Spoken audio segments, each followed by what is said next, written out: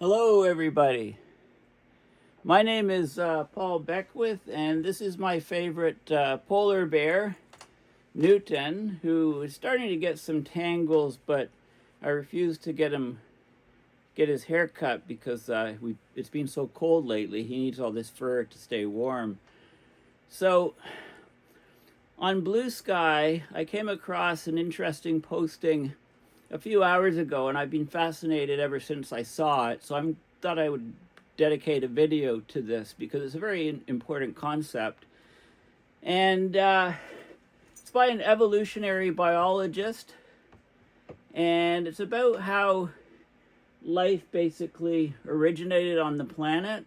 And there's a lot of applications to life on other planets, if it exists, what we could expect depending on the evolutionary stage of that planet. So it's a brand new paper that's just come out, and it talks about what is called phototrophy. So basically it's all about photosynthesis. It's about plants, how they convert sunlight to through chemical reactions to produce energy that they fuels the plant life. And then of course animals eat the plants. But there's actually two different modes of this process to convert light into energy. So the general term is phototrophy, the ability to use light for energy. It's one of life's great innovations. Life as we know it would just not exist without these processes. So this process evolved early and created, in fact, the entire biosphere. But the funny thing is it evolved twice. It didn't just evolve once, it evolved twice. So why twice? Why not dozens of times? Why not once? So it says a lot about how evolution works, if we could answer that question. So really, why did it not evolve just once? Why not more? So the answer seems to lie in what the paper terms priority effects. So when you get evolution occurring, does it fill the ecological niche, if you like, and does it take off so much, that new trait or new evolutionary behavior, that it blocks out any other future attempts to try to do the same thing in evolution? So what happens now in the case of the ability of light to create energy? It has, of course, there's a huge wide range of photons hitting the earth from the sun, depending on the time of day, the season. The different wavelengths of light have different absorption characteristics.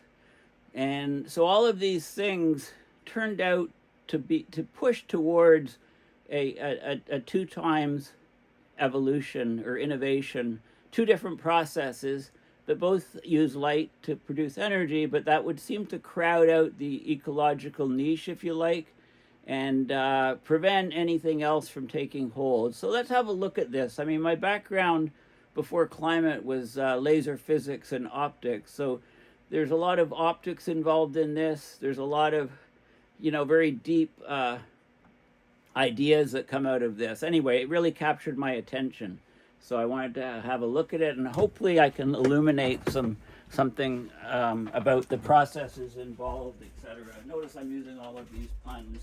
Illuminate what's happening. Okay, so this is an open source paper, which we'll go in have a look at. And I'll have to explain a number of different terms. I've been learning them as I go, so hopefully I don't mangle the explanation too much. Okay, so this is Will Ratcliffe, Blue Sky. And this is showing some of the different schematics, showing trying to explain some of the processes. So this is the paper. It's open access. It's in nature.com. And it was just published. Like I say, priority effects inhibit the repeated evolution of phototrophy. So just reading the title, it doesn't really, to the layperson, it doesn't mean a lot, but it's a really fantastic paper. So let's go back to the actual paper. So what does this say? The emergence of phototrophy. So this is basically the capture of light. And why do you want to capture light? Well, that's what plants do on the planet. It's one of the most significant innovations in the history of life. It vastly increases the available metabolic energy. So it gives energy to allow life to develop. It allows plants to take this light in combination with water and CO2 and break it down chemically, producing the carbon backbone chains of plant material. And then, of course, the animals evolved to eat the plants and get their energy from the plants.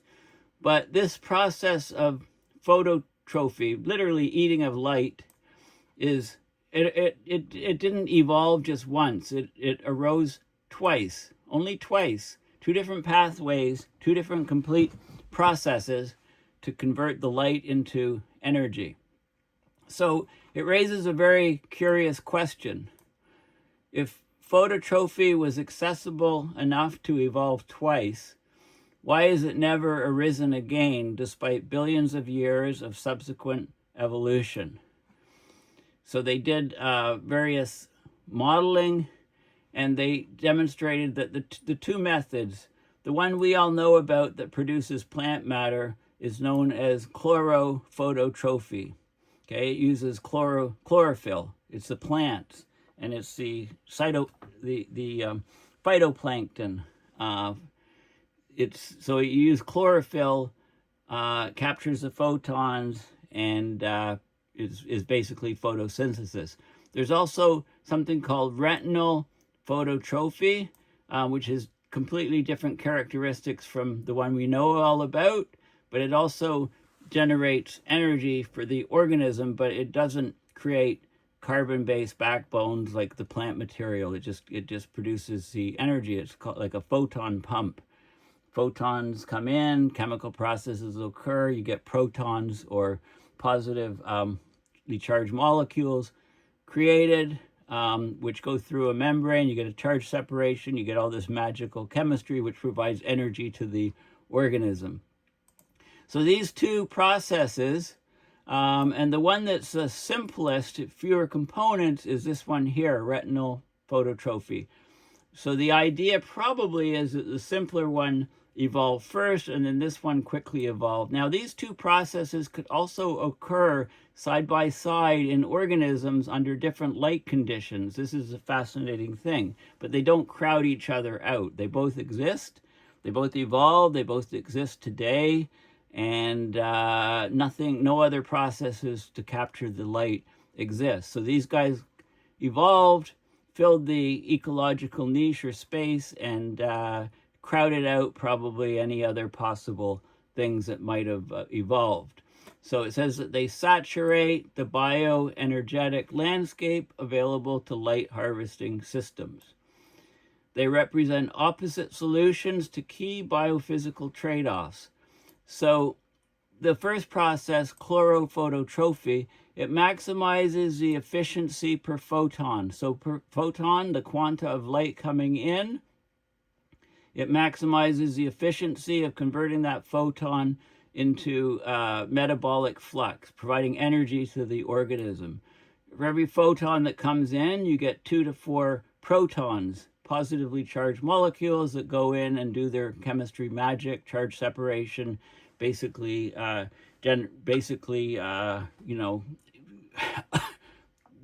basically create photosynthesis. That's the photosynthesis process.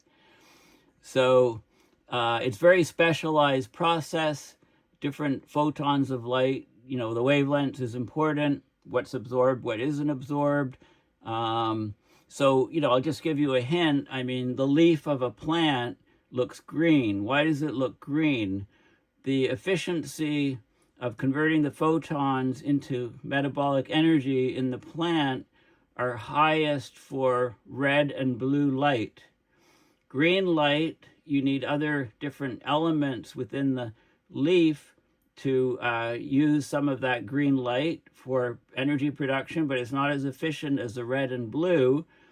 More green light is transmitted and reflected from the leaf. So because more is reflected from the leaf, it appears green to us. Also, light goes right through.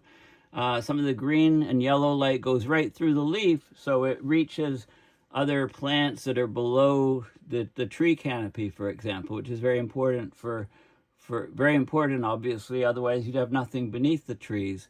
So this is very specialized system. The other method, the retinalophototrophy, it's a much simpler, fewer components, and it's much less efficient, but it can generate a lot of energy directly. Okay, because you're not converting any of that photon energy into material, which in the case of the plants grows the plants. No, you're just extracting the energy. It's like they call it a photon pump. I'll talk more about the differences, but these two things are kind of opposite solutions to key biophysical trade-offs. Right, so the one maximizes efficiency per photon. The other one maximizes the metabolic flux, the energy that comes out from the light, the energy that within the organism. Okay, so one is it's very simple. The other one is very sophisticated. So this evolutionary priority effect basically blocks any newly arising phototrophic system from succeeding, because it does everything that's required, those two different processes working in tandem. So this is known as competitive exclusion in evolutionary biology. So it's basically there's a general principle that the early innovations in the biological world can saturate the ecological space such that they constrain future evolutionary possibilities, making apparently easy innovations appear as rare events because they're so successful. Okay, so that's the key thing. Now, before I go into this paper, I want to explain some of the concepts first a bit more, so you have a better idea. So I asked basically, explain in simple terms what chlorophototrophy and retinalophototrophy are. And there are two different ways that microbes use light to get energy based on two different pigments in the organism. So the chlorophototrophy, that's the one we all know as photosynthesis. It uses chlorophyll or bacterial chlorophyll within bacteria, or just the bacteria or chlorophyll, to capture the light. The light energy drives electron transfer reactions, so you get charge separation. You can get proton generation. Protons can cross a membrane. It creates both ATP, energy for the cell, and strong chemical reductants like NADPH. Okay, I won't go into all of the details, but basically these reductants, these chemical reductions, they fix CO2. CO2 fixation, carbon's extracted, carbon backbones build up, and that's your basic plant growth, the plant material. There's many of these chlorophototrophes can build organic matter from inorganic carbon. So this is classical photosynthesis. This is a mode used by plants, algae, cyanobacteria, and many anoxygenic photosynthetic bacteria. Okay, so simple picture, this is a plant style system. You've got the chlorophyll in the leaves of the plants, or in the plant material. You've got electron transport chains. You've got full photosynthesis and carbon fixation, and the plant grows. Okay, so we know all about that one. Well, what's the other one? The other one is called retinalophototrophy. Most people don't know about that one, but it's based on a different molecule, rhodopsin, not chlorophyll. So this is rhodopsin based versus the normal photosynthesis, chlorophyll based. So these so-called retinal-binding rhodopsin proteins, for example, bacterial rhodopsin, proteorhodopsin, so there's different chemicals instead of chlorophyll, and these chemicals, retinal absorbs a photon. The rhodopsin changes shape, and it pumps ions, positively charged molecules, usually protons, across the membrane. So there's an ion gradient. There's a charge separation across a membrane. So you get the ATP generated, which provides energy to the organism.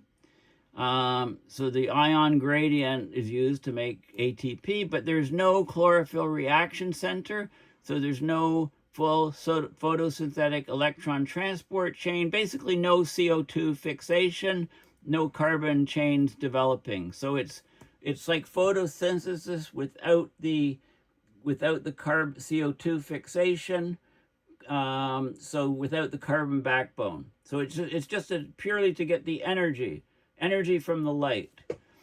It's simpler process, fewer molecules involved, it's less efficient, doesn't produce the biomass, it works in nutrient poor or extreme environments, and it occurs in all three domains of life. So basically, it's a light-driven proton pump system. It's more like using light to run a tiny battery charger than a full photosynthetic factory, generating the energy and the carbon chains, the material of plant life. Okay, so you've got these two very different processes. For the simpler process, the retinal phototrophy, which probably evolved earlier because it's simpler, it generates, for every photon coming in of light, it produces one proton that crosses the membrane, providing energy.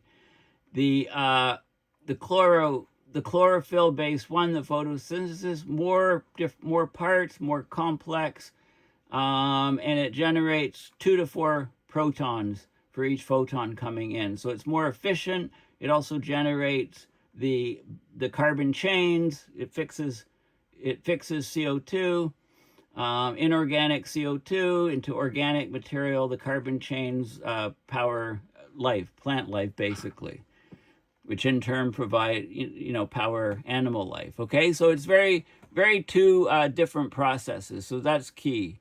The idea of phototrophy, it's just capturing light energy to create chemical energy, the ATP, for cellular activities. Okay, so it's, and they talk about the chlorophyll and the rhodopsin base, the two different types. Okay, so that's that's good to know. Some other terms: chlorophototrophy drives both energy metabolism and the chemistry to generate the plant material, in a nutshell. And this guy here, it had more trouble finding it, but basically I've explained it already. A pump, if you like. And then there's some other terms like the eukaryogenesis. The first eukaryotic cell emerged, prokaryotic, lacking nucleus, eukaryotic with a nucleus in the cell. So the first primitive life, archaea and bacteria. It's the evolution of these to more complex life forms like plants, animals, and fungi. Okay, so there's other terms. The chloroplasts I talked about chlorophyll, right? The chemical for photosynthesis. Chloroplasts are, if they're captured within cells, they become part of the cell. They're organelles within the plant and algae cells that do the photosynthesis, convert the light energy into chemical energy, ATP and NADPH, to produce sugars. So they're double membrane plastid. They're organelles. They're within the cell, and they capture sunlight. They release oxygen, and they're descendants of bacteria. Okay, so it's sort of the origin of these different organelles, which are within cell bodies, the chloroplasts. Heme is an iron-containing compound. It forms the non-protein part of hemoglobin, which is very important So it's heme or heme, ring-shaped iron-containing molecule, vital component of hemoglobin, carries oxygen in the bloodstream. Okay, so it's very important for that. And, you know, the KDA is a measurement. The DA is Dalton. It's an alternate name for the atomic mass unit. Kilodalton is 1,000 daltons. Like a protein has a certain mass of 64 kilodaltons. It's got a molecular weight of 64,000 grams per mole. So it's to do with the metrics of a protein. The photon flux, right? Light coming from the sun, there's something called photosynthetic photon flux density.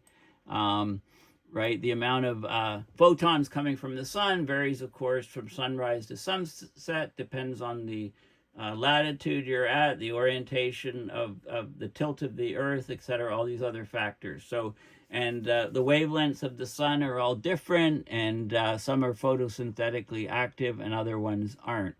I'll talk, and I'll go on and talk about a few other things. But let's go back to the paper here, because I've digressed. So the thing is this study basically is a really fascinating study. Not only, you know, it's vitally important, of course, photosynthesis for all plant life, and you know, then indirectly for animal life on the planet. It's very important for capturing the CO2, taking it out of the atmosphere ocean system, right? The photosynthesis. And there's a lot of physics behind it. And it says a lot about evolution because of the two, you know, it evolved not just once, but two different ways, pathways that are both vitally important even today. And over billions of years, there's not competition. Nothing else evolved to try to replace it, make it more efficient. So big questions as to why, big questions on the evolution of Earth. Evolution of life on planets, not just on Earth, but other planets. Major evolutionary innovations from, okay, so going from single cell to multi-cell, going from land-based life to powered flight. We're talking about birds and so on, dinosaurs that would fly. You know, they've repeatedly transformed life on Earth. Understanding how and why these novelties emerge and persist is therefore central to explaining life's history. These innovations often follow two very different evolutionary paths. Some innovations, like multicellularity, or each of the varied forms of chromosomal sex determination, have evolved dozens of times across diverse lineages. Others remain restricted to just one or a few groups. These can even appear as true evolutionary singularities, right? Such as the origin of life or eukaryogenesis. So going to more and more complex building blocks, allowing you know, higher order life to appear. Some of the singularities could represent rare restrictive bottlenecks that we only observe due to anthropic selection effects, survival of the fittest. Deterministic necessities, which could only have occurred one way, so physically only if something could only occur one way, then it has to happen in order for life to appear and thrive. Or there can be attribution of multiple origins by extinction over time. So things can evolve and go extinct, evolve and go extinct. But this paper is looking at priority effects. So when an innovation first appears, the pioneering lineage may saturate the available ecological niche space, and that can create competitive barriers that prevent the same innovation from being successful if it evolves in a new fashion in other groups. So this is a fundamental connection between ecology and macroevolution at the largest scales. Local interaction between organisms may have far-reaching evolutionary consequences at the level of fundamental biosphere scale innovations. So Darwin himself talked about this. He speculated on why multiple separate origins of life are not ongoing today. At the present day, if there was a separate origin of life today, this matter would probably be instantly devoured or absorbed, which would not have been the case before living creatures were formed. Okay, so in other words, maybe it is happening, but they just don't stand a chance with all of the life that is already on the planet, right? So there's the idea of niche incumbency, the incumbents that dominate, shaping macro evolutionary patterns, right? But the way this happens, the nuts and bolts of how these priority effects occur remains poorly understood. So here they study it looking at these two processes of capturing light. So phototrophy is the ability to use light for metabolic energy. It's a major biological innovation, led to an explosion of biomass and biodiversity. It first appeared at least 3.5 billion years ago, giga-years ago, and it's responsible for the vast majority of biomass on the Earth. But it's unclear why it's ever evolved independently in two forms, right? The chlorophototrophy, the standard photosynthesis, and this other process, the retinal phototrophy. So this low but non-zero diversity of phototrophic origins, right? Two different methods. So it provides a unique opportunity for study, they argue, because this is not a common situation.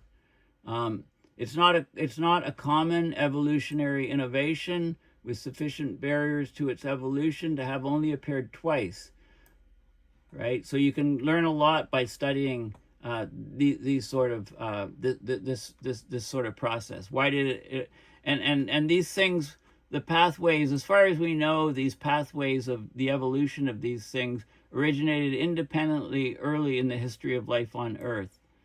And they talk about applications to looking for the development implications, not just both for development of life on Earth, but broader field of astrobiology. So the way life evolves on other planets or in other systems, this study is very important for giving us information on what we could maybe expect if we did find life on some other planet.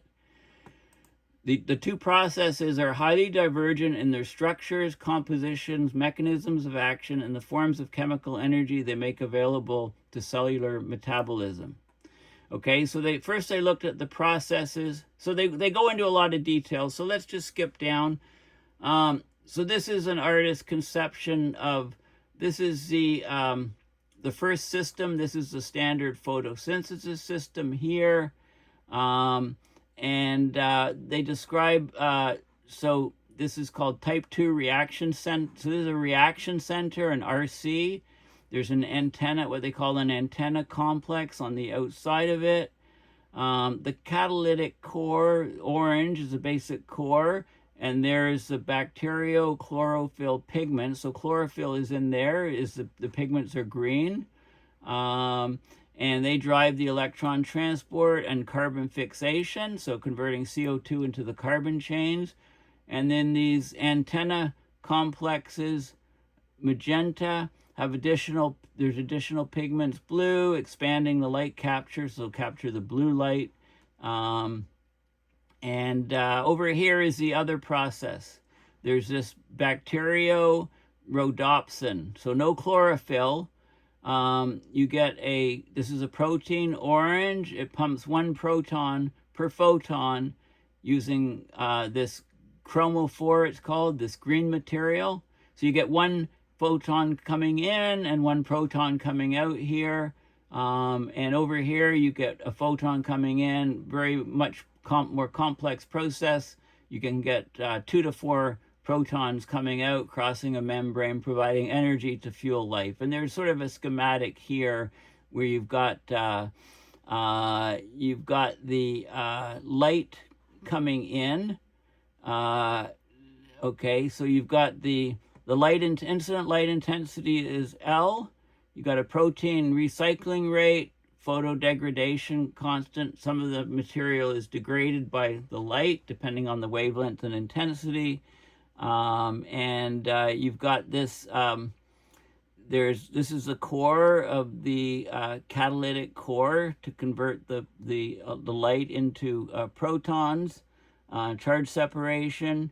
There's a reaction rate Vmax. There's proton yield per cycle. So Y is 1 for the retinal case over here, and Y is 2 to 4 for the standard photosynthesis. And you get the amount, some of the light's absorbed, some is reflected, etc. So this tries to explain the processes. So we have two different processes basically that evolved. One of them is very, very efficient per unit light, and the other one generates more energy, and it's more sort of rudimentary. It's much fewer, much simpler structures. Okay, so it covers I mentioned there's a vast range of incoming photons throughout a day, and that changes through seasons, etc. And you can look at how these things operate, and they can both be in. So one of them is highly efficient, and the other one is just more brute force. Okay, so these things evolved, and basically they fill up the entire ecological niche. Nothing else can really compete. So over billions of years, we only have these two processes that can take light and convert them into energy. The one case, photosynthesis, is producing the matter of life, the carbon chains from breaking down CO2, and the other one just provides energy to the cells. And both processes exist in certain microorganisms. So if the organism is lacking nutrients, then the second, more brute force method, the proton pump method, can occur to keep the organism alive.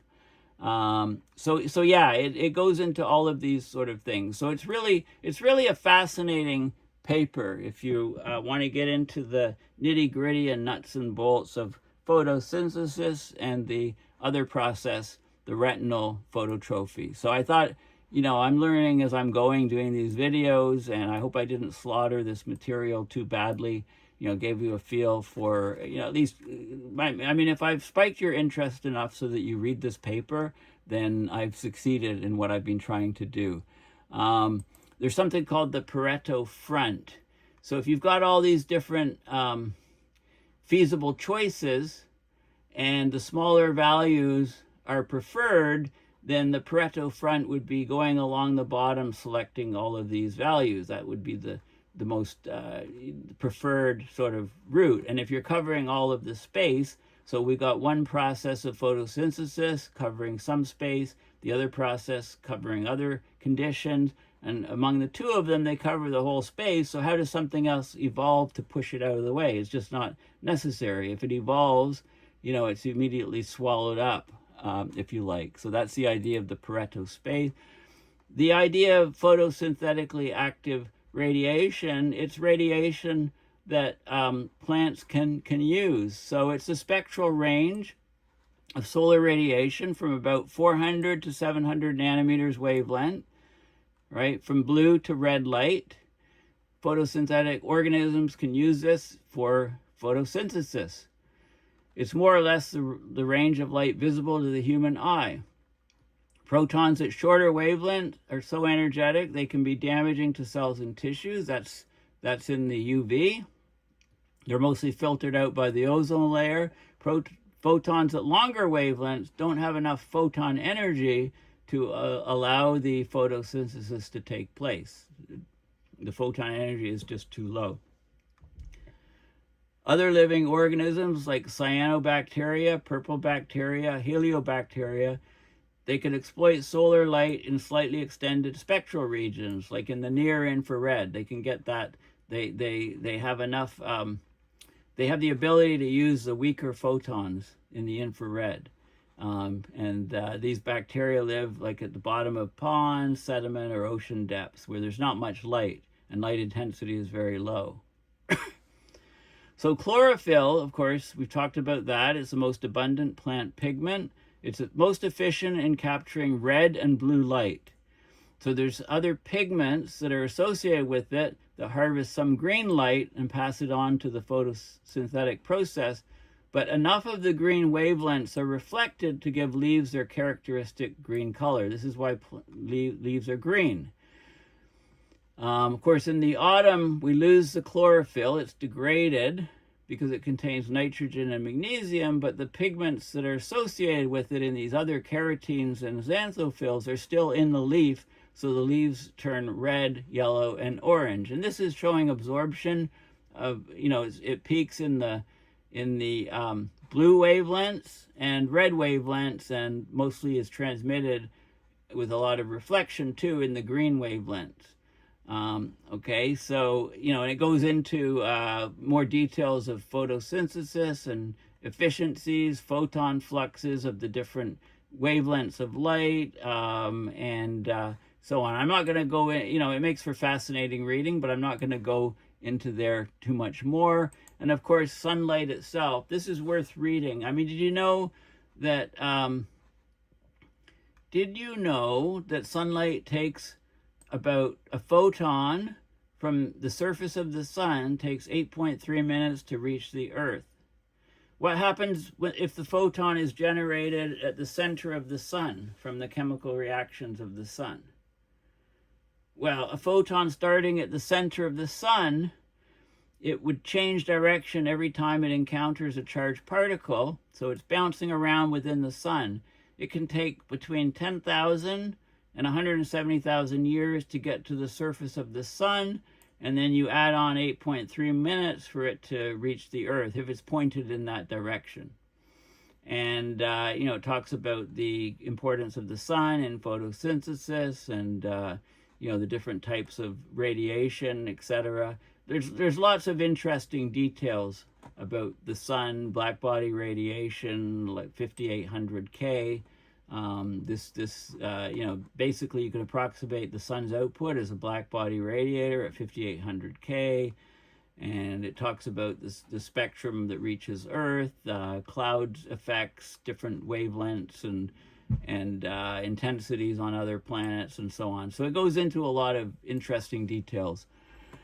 Okay, so let's circle back to the beginning, and what I've tried to do here is talk about some of the different processes behind the capture of photons, the capture of light, the origin, the history of life, the origins of photosynthesis, and this other process working along with it, and how these two processes evolved separately at different times, probably the simpler one first. And, there are two of them, not just the photosynthesis, chlorophototrophy, but there's another one, retinalophototrophy. And that's it. These two things evolved, and over billions of years, nothing pushed them out. They're the only two things that capture photons and convert them into chemical energy within the cells. And of course, our world, the biosphere, all the biomass is dominated by this one here, the first one. But the other one is still there, and it can operate in the same organisms that the first one operates in. Depending on the light conditions, it may take over if there's, for example, very low light levels. And it depends on wavelengths and properties of the light and so on. But anyway, this paper is really interesting because it touches on this idea of competitive exclusion. How when certain things evolve, they can crowd out any other innovations occurring. They talk about it as these two processes fill the Pareto space, if you like, so nothing else can evolve to push them out. So anyway, it's fascinating. It says a lot about the evolution of life on our planet, about possible evolution of life if life exists on some other planets, and how we have a lot more to learn about all of these processes. So I want to thank you for listening. Please consider going to my website, paulbeckwith.net, and donating to PayPal to support my research and videos. Thanks again, and bye for now.